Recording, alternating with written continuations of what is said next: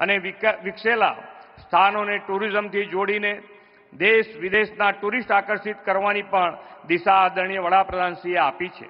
દ્વારકા નજીકનો દેશનો એકમાત્ર બ્લુ ફ્લેગ બીચ શિવરાજપુર ભગવાન શ્રી કૃષ્ણના દર્શને આવનાર યાત્રિકો માટે હવે ફેવરિટ ડેસ્ટિનેશન છે. આ બીચ ડેવલપમેન્ટના રૂપિયા 141 કરોડના કામોનું આજે આદરણીય મોદી સાહેબ લોકાર્પણ કરવાના છે. યાત્રા સ્થાનો અને પ્રવાસન સ્થાનોને વેગ આપતી એક મહત્વની કડી છે કનેક્ટિવિટી.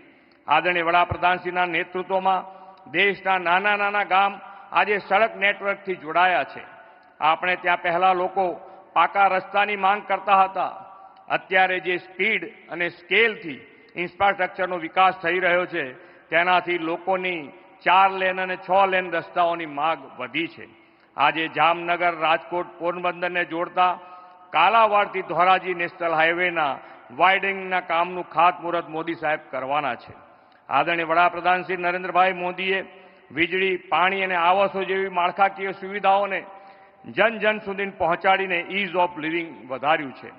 દ્વારકા, જામનગર અને પોરબંદર ત્રણેય જિલ્લાઓના આજે જે વિકાસ કામોની ભેટ મળવાની છે તે વિકસિત ભારત માટે વિકસિત ગુજરાતની વડાપ્રધાનશ્રીની પ્રતિબદ્ધતા સાકાર કરશે. આદરણીય મોદી સાહેબે અમૃતકાળને વિકાસનો કર્તવ્યકાળ બનાવવામાં જન જનને વિકાસમાં જોડ્યા છે. વિકાસના કામોનો લાભ પહોંચાડ્યો છે.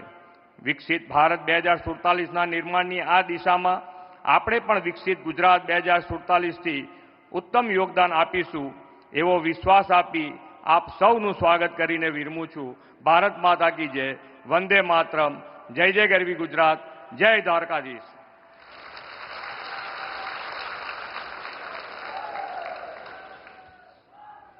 માનનીય મુખ્યમંત્રી શ્રી, આપના ઉષ્માપૂર્ણ સ્વાગત શબ્દો માટે આપનો પણ અમે આભાર માનીએ છીએ. આજથી શ્રી કૃષ્ણની ધન્ય ધરાના રહેવાસીઓ અને આ પૌરાણિક નગરીને નમન કરવા પધારનાર દર્શનાર્થીઓને ઓખા અને બેટ દ્વારકાને જોડતો સુદર્શન સેતુ અને સાથે દેવભૂમિ દ્વારકા, જામનગર અને પોરબંદર જિલ્લાને 4100 કરોડથી પણ વધુના વિકાસલક્ષી કાર્યોની ભેટ માનનીય પ્રધાનમંત્રીશ્રીના વરદ હસ્તે મળવા પાત્ર છે.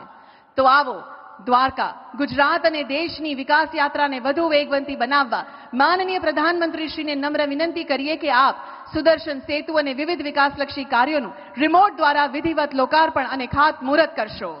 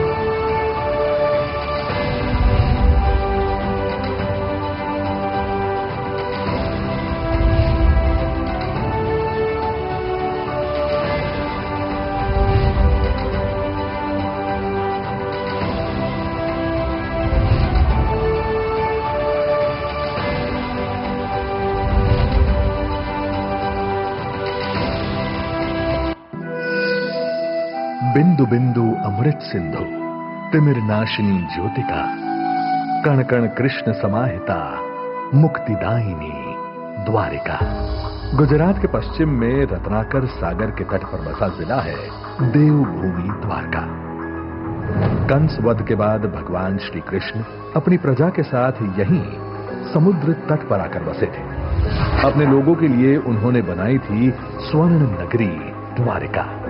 कहते हैं कि यहाँ समुद्र के बीच में स्थित बेट द्वारका द्वीप पर ही श्री कृष्ण और सुदामा जी का मिलन हुआ था।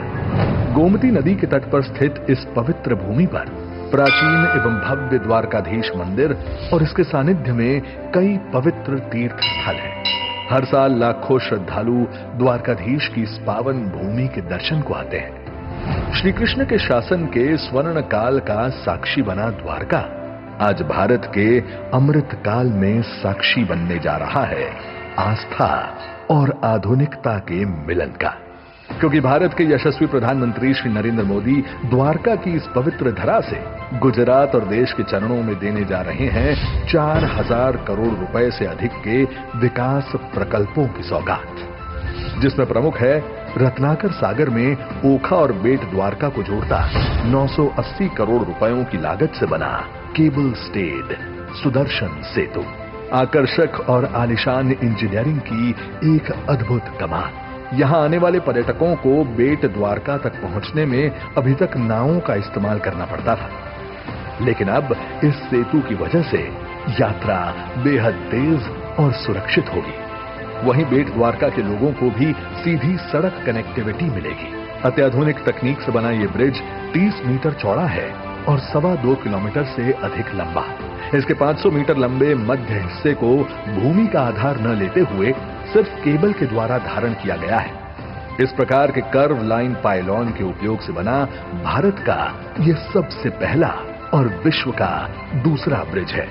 ब्रिज की संरचना में शामिल है 152 केबल, जिनका कुल वजन 1500 टन है और केबल की लंबाई है पूरे 1811 किलोमीटर। ब्रिज के दोनों ओर भगवत गीता के श्लोक और भगवान कृष्ण के प्रतीक एवं सौर पैनल और व्यूइंग गैलरी जैसे आकर्षण हैं। ये ब्रिज से पर्यटन के साथ साथ स्थानीय अर्थव्यवस्था को भी अत्यधिक बढ़ावा मिलेगा। दुनिया भर के पर्यटकों को श्री कृष्ण की ओर आकर्षित करेगा सुदर्शन सेतु।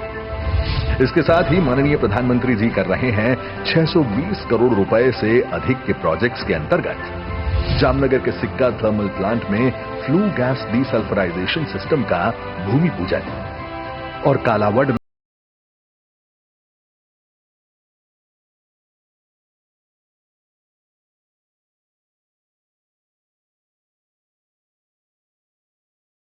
नवीन प्रौद्योगिकी और पर्यावरण संरक्षण के प्रति भारत की प्रतिबद्धता के प्रतीक बनेंगे। इसी प्रकार 300 करोड़ रुपयों से अधिक की लागत से धोराजी जाम कंडोरणा कालावड मार्ग के विस्तृतीकरण और मजबूतीकरण से राजकोट, जामनगर, जूनागढ़ और पोरबंदर के औद्योगिक क्षेत्रों और बंदरगाहों के साथ साथ एग्रीकल्चर मार्केटिंग यार्ड्स तक मिलेगी सुदृढ़ कनेक्टिविटी।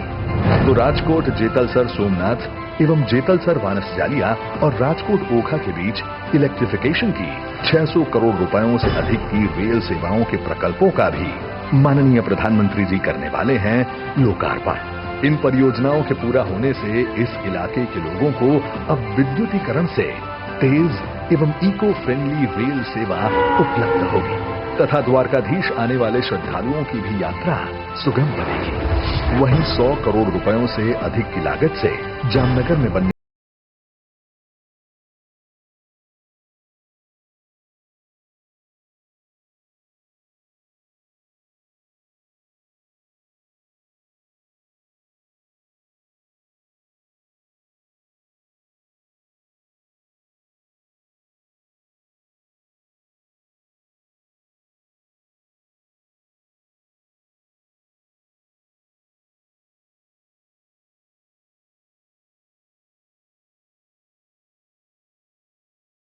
अमृतकाल में भी बनेगा भारत का ग्रोथ इंजन।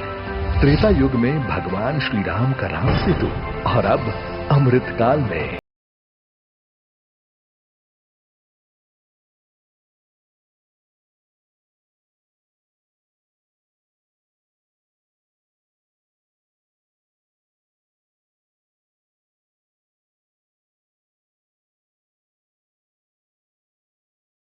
करेंगे साकार।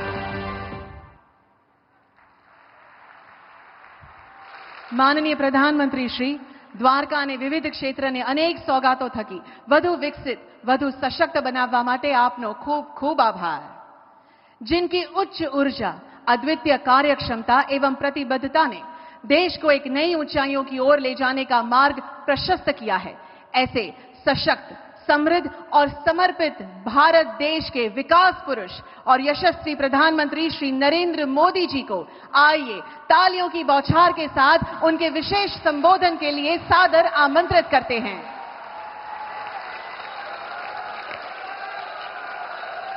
द्वारकाधीश की, द्वारकाधीश की, द्वारकाधीश की।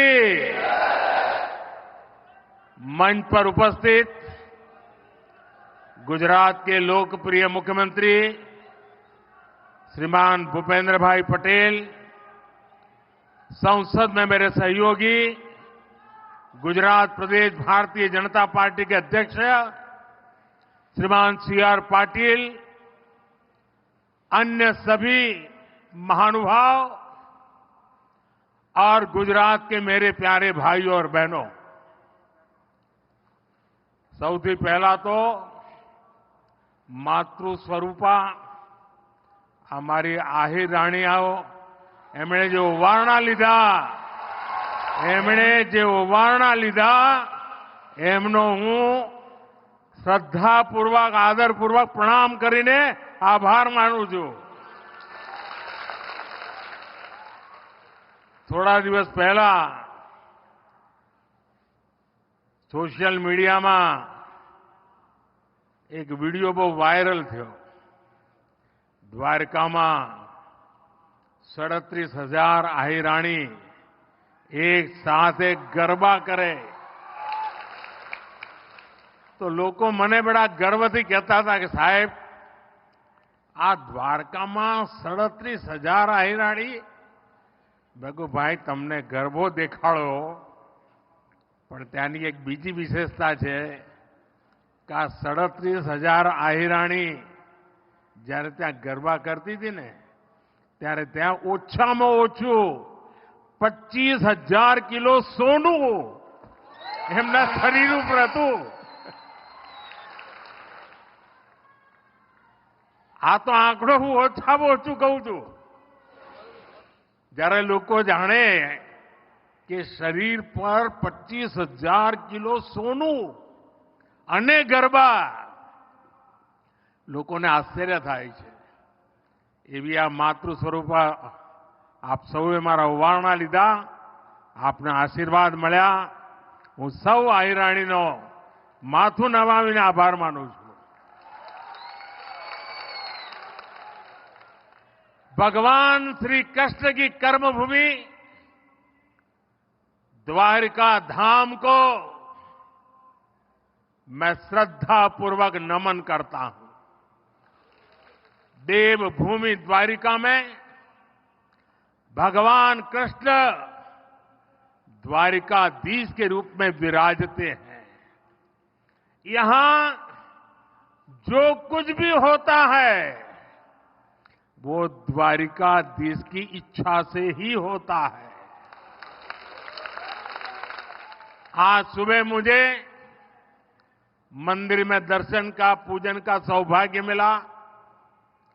द्वारिका के लिए कहा जाता है कि ये 4 धाम और सप्तपुरी दोनों का हिस्सा है. यहां आदि शंकराचार्य जी ने 4 पीठों में से एक शारदा पीठ की स्थापना की.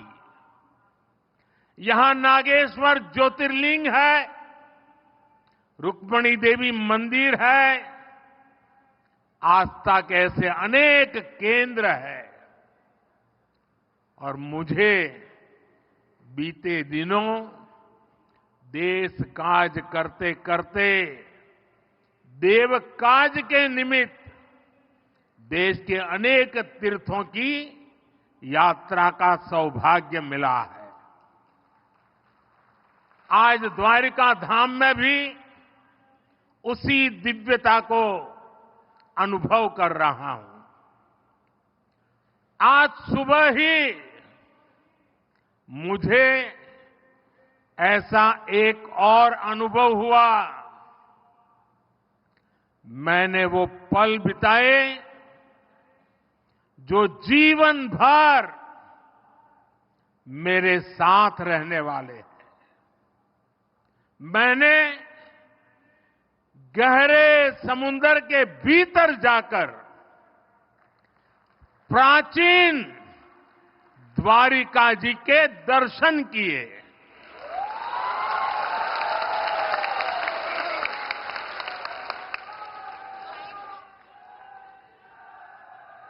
पुरातत्व के जानकारों ने समंदर में समाई उस द्वारिका के बारे में काफी कुछ लिखा है। हमारे शास्त्रों में भी द्वारिका के बारे में कहा गया है, भविष्यति पुरी रम्या सद्वारा प्राज्ञ तोरणा चयाट्टलाकल केयूरा पृथ्व्याम ककूदोपमा, अर्थात सुंदर द्वारों और ऊंचे भवनों वाली ये पुरी पृथ्वी पर शिखर जैसी होगी। कहते हैं भगवान विश्वकर्मा ने खुद इस द्वारिका नगरी का निर्माण किया था। द्वारका नगरी भारत में श्रेष्ठ नगर, उसका आयोजन, उसका विकास का एक उत्तम उदाहरण था। आज जब मैं गहरे समुद्र के भीतर द्वारिका जी के दर्शन कर रहा था तो मैं पुरातन वही भव्यता, वही दिव्यता मनोमन अनुभव कर रहा था। मैंने वहां भगवान श्री कृष्ण को, द्वारिकाधीश को प्रणाम किया, उन्हें नमन किया। मैं अपने साथ मोर पंख भी ले कर गया था, जिसे मैंने प्रभु कृष्ण का स्मरण करते हुए वहां अर्पित किया। मेरे लिए कई वर्षों से, जब मैंने पुरातत्वविदों से ये जाना था, तो एक बहुत बड़ी जिज्ञासा थी। मन करता था कभी न कभी समुद्र के भीतर जाऊंगा और उस द्वारिका नगरी के जो भी अवशेष हैं उसे छू करके श्रद्धा भाव से नमन करूंगा। अनेक वर्षों की मेरी वो इच्छा आज पूरी हुई। मेरा मन बहुत गदगद है, मैं भाव विभोर हूं। दशकों तक जो सपना संजोया हो और उसे आज उस पवित्र भूमि को स्पर्श कर करके पूरा हुआ होगा, आप कल्पना कर सकते हैं मेरे भीतर कितना अभूत आनंद होगा। साथियों, 21वीं सदी में भारत के वैभव की तस्वीर भी मेरी आंखों में घूम रही थी और मैं लंबे समय तक अंदर रहा। मैं समुद्र द्वार और आज के यहां देर आई आने में उसका कारण भी मैं अंदर काफी देर रुका रहा। मैं समुद्र द्वारका के उस दर्शन से विकसित भारत के संकल्प को और मजबूत करके आया हूं। साथियों, आज मुझे सुदर्शन सेतु के लोकार्पण का भी सौभाग्य मिला है। 6 साल पहले मुझे इस सेतु के शिलान्यास का अवसर मिला था। ये सेतु ओखा को बेट द्वारका द्वीप से जोड़ेगा। ये सेतु द्वारकाधीश के दर्शन भी आसान बनाएगा और यहां की दिव्यता को भी 4 चांद लगा देगा। जिसका सपना देखा, जिसकी आधारशिला रखी, उसको पूरा किया, यही ईश्वर रूपी जनता जनार्दन के सेवक मोदी की गारंटी है। सुदर्शन सेतु सिर्फ एक सुविधा भर नहीं है, बल्कि ये इंजीनियरिंग का भी कमाल है।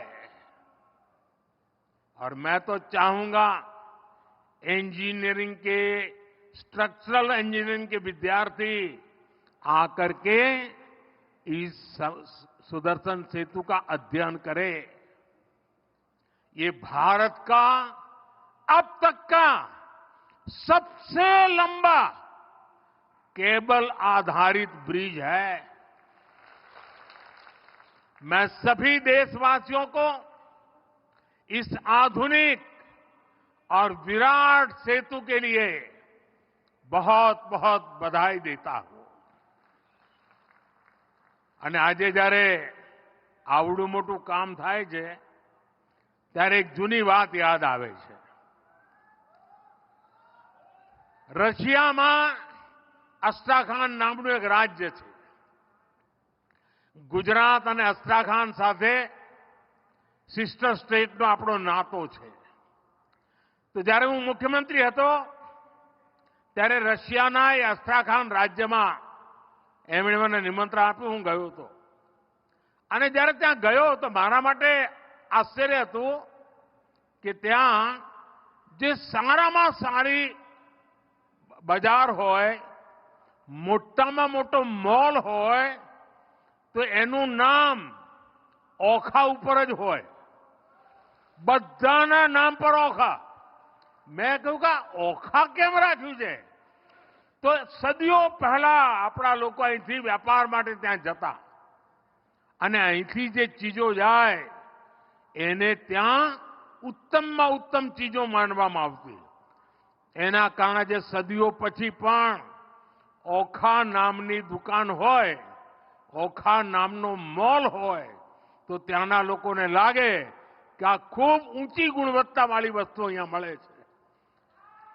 એ જે સદીઓ પહેલા આ મારા ઓખાની જે આબરૂ હતી ને, આ સુદર્શન સેતુ બન્યા પછી ફરી એકવાર દુનિયાના નકશામાં મારું ઓખા ચમકવાનું છે।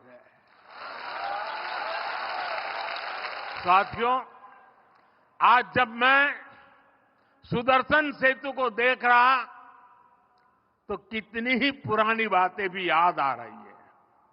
पहले द्वारका और बेट द्वारका के लोगों को, श्रद्धालुओं को फेरी बोट पर निर्भर रहना पड़ता था।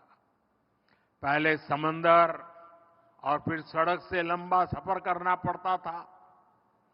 यात्रियों को परेशानी होती थी और अक्सर समंदर की ऊंची लहरों के कारण कभी कभी बोट सेवा बंद भी हो जाती थी। इससे श्रद्धालुओं को बहुत परेशानी होती थी। जब मैं मुख्यमंत्री था तो यहां के साथी जब भी मेरे पास आते थे तो ब्रिज की बात जरूर करते थे। और हमारे शिव हमारे पबूबा, उनका एक एजेंडा था कि ये काम मुझे करना है। आज मैं देख रहा हूं कि पबूबा सबसे ज्यादा खुश है।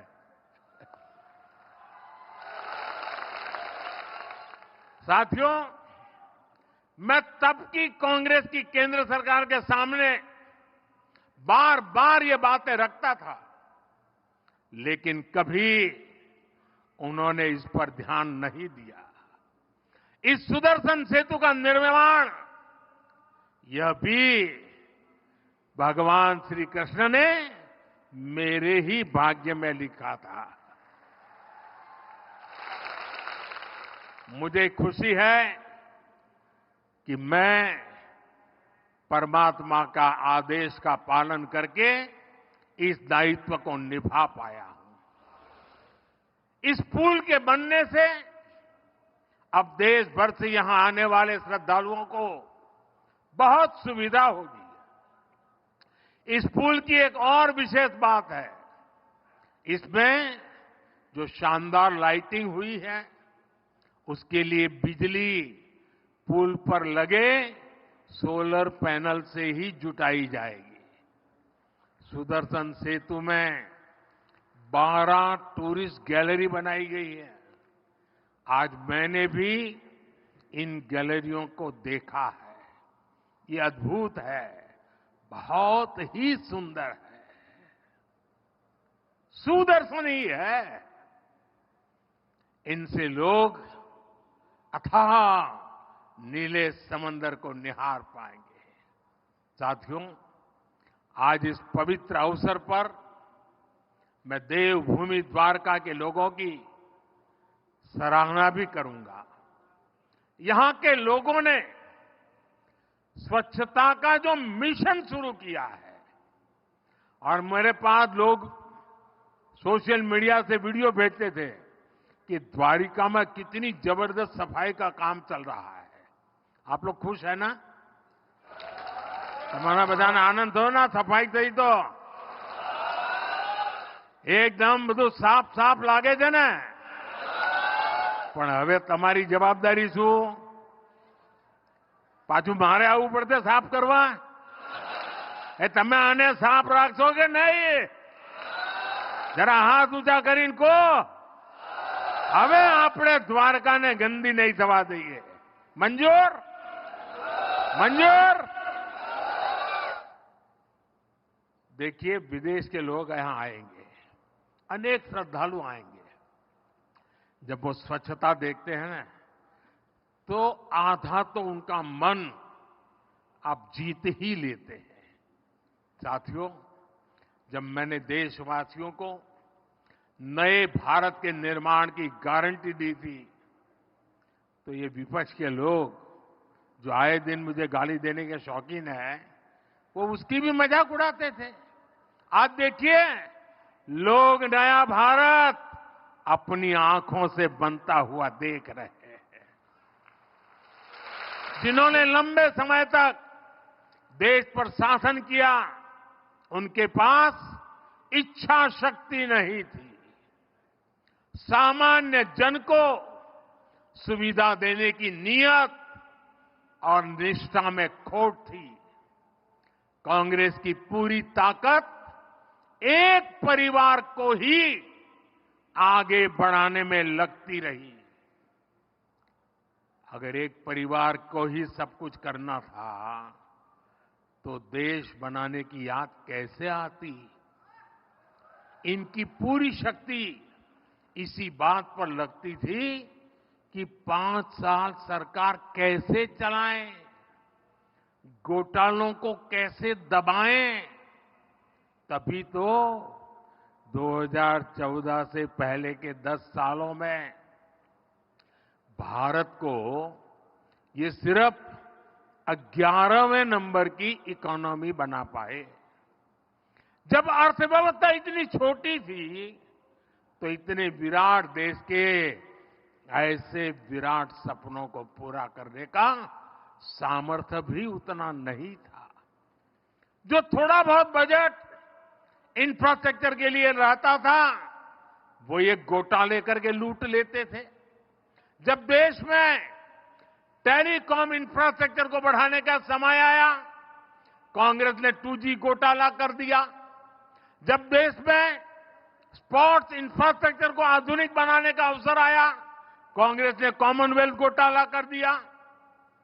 जब देश में डिफेंस इंफ्रास्ट्रक्चर को मजबूत करने की बारी आई, कांग्रेस ने हेलीकॉप्टर और सबमरीन घोटाला कर दिया। देश की हर जरूरत के साथ कांग्रेस सिर्फ विश्वासघात ही कर सकती है। साथियों, 2014 में जब आप सभी ने मुझे आशीर्वाद देकर दिल्ली भेजा, तो मैं आपसे वायदा करके गया था कि देश को लूटने नहीं दूंगा।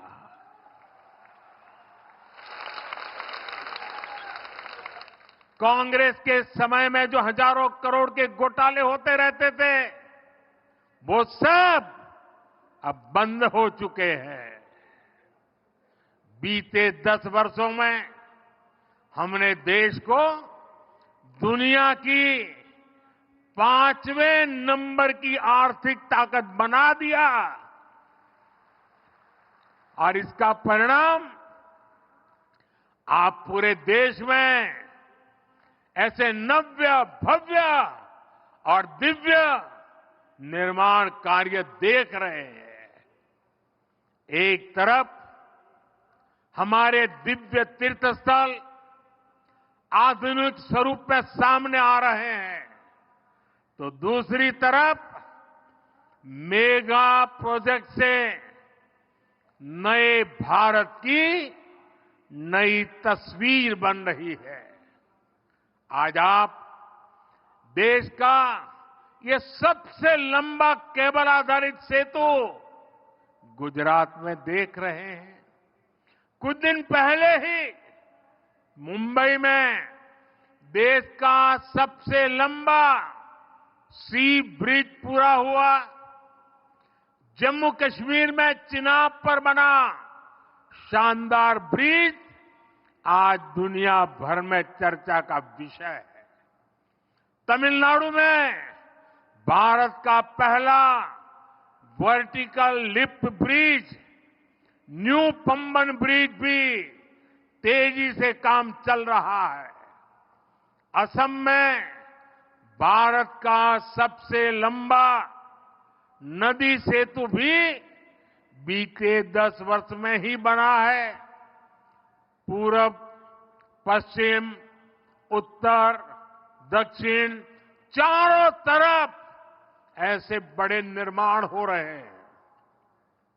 यही आधुनिक कनेक्टिविटी समृद्ध और सशक्त राष्ट्र के निर्माण का रास्ता है। साथियों, जब कनेक्टिविटी बढ़ती है, जब कनेक्टिविटी बेहतर होती है, तो इसका सीधा प्रभाव देश के पर्यटन पर पड़ता ही है। गुजरात में बढ़ती हुई कनेक्टिविटी राज्य को बड़ा टूरिस्ट हब बना रही है। आज गुजरात में 22 सेंचुरीज और 4 नेशनल पार्क हैं। हजारों वर्ष पुराने पोर्ट सिटी लोथल की चर्चा दुनिया भर में है। आज अहमदाबाद शहर, रानी की वाव, चांपानेर और धौलावीरा वर्ल्ड हेरिटेज बन चुके हैं। द्वारका में शिवराजपुर का ब्लू फ्लैग बीच है। वर्ल्ड हेरिटेज सिटी अहमदाबाद है।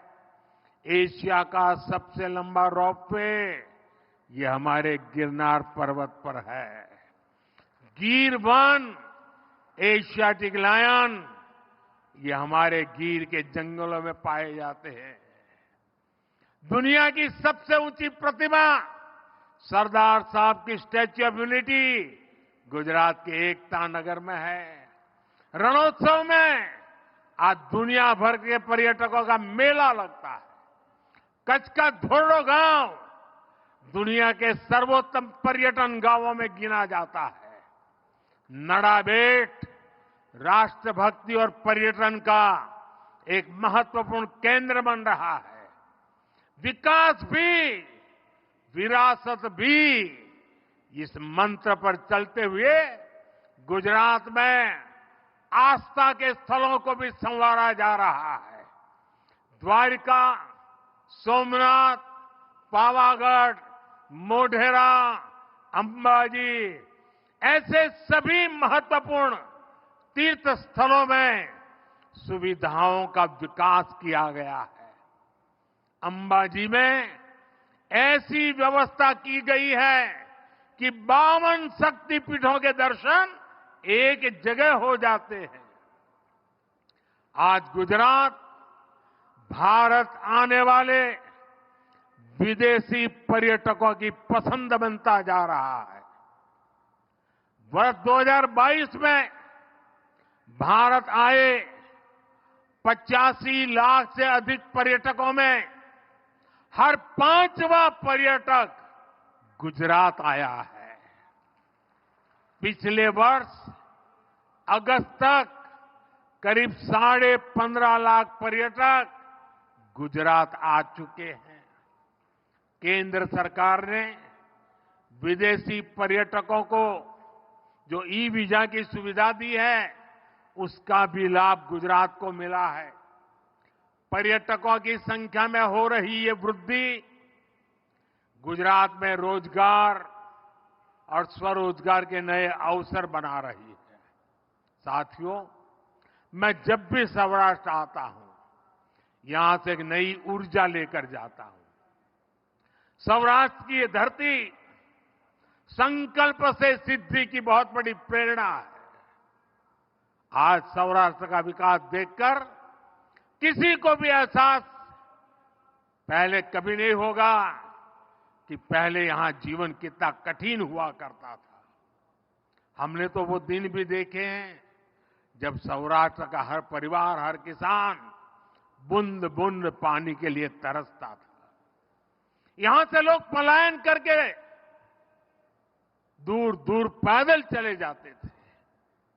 जब मैं कहता था कि जिन नदियों में साल भर पानी रहता है, वहां से पानी उठाकर सौराष्ट्र और कच्छ में लाया जाएगा, तो ये कांग्रेस के लोग मेरी मजाक उड़ाते थे। लेकिन आज सौनी ये एक ऐसी योजना है जिसने सौराष्ट्र का भाग्य बदल दिया है। इस योजना के तहत 1300 किलोमीटर से अधिक की पाइपलाइन बिछाई गई है। और पाइपलाइन भी छोटी नहीं है, पाइप के अंदर मारुति कार चल जा सकती है। इसके कारण सौराष्ट्र के सैकड़ों गांवों को सिंचाई का और पीने का पानी पहुंच गया है। अब सौराष्ट्र का किसान संपन्न हो रहा है, यहां का पशुपालक संपन्न हो रहा है, यहां का मछुआरा संपन्न हो रहा है। मुझे विश्वास है आने वाले वर्षों में पूरा सौराष्ट्र, पूरा गुजरात सफलता की नई ऊंचाई पर पहुंचेगा। द्वारकाधीश का आशीर्वाद हमारे साथ है। हम मिलकर सौराष्ट्र को, गुजरात को विकसित बनाएंगे। गुजरात विकसित होगा, भारत विकसित होगा। एक बार फिर इस भव्य सेतु के लिए मैं आप सभी को हृदय से बहुत बहुत बधाई देता हूं, आपका अभिनंदन करता हूं। और अब मेरी द्वारका वालों से प्रार्थना है, अब आप अपना मन बना लीजिए। दुनिया भर से टूरिस्ट कैसे ज्यादा से ज्यादा आए, आने के बाद उसको यहां रहने का मन करे।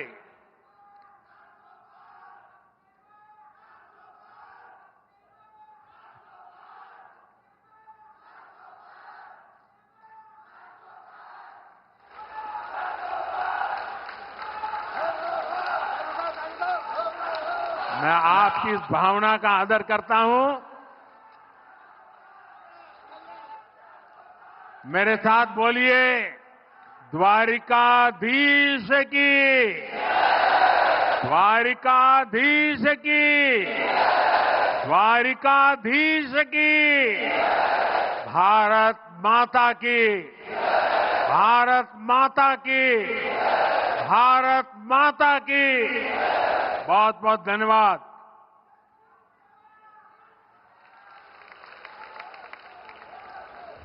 માનનીય પ્રધાનમંત્રી શ્રી, આપના ઉત્સાહભર્યા સંબોધન, આપની માનક ઉપસ્થિતિ અને આ પવિત્ર દેવભૂમિને અનેક સોગાતોની ભેટ આપવા બદલ આપનો પણ ખૂબ ખૂબ આભાર માનીએ છીએ।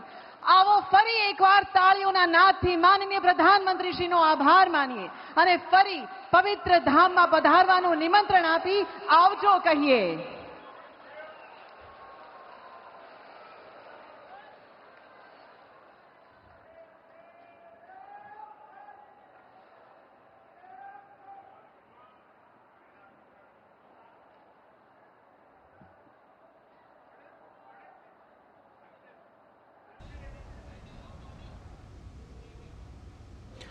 तो आपने संबोधन सुना प्रधानमंत्री नरेंद्र मोदी का, जो कि गुजरात दौरे पर हैं। द्वारका में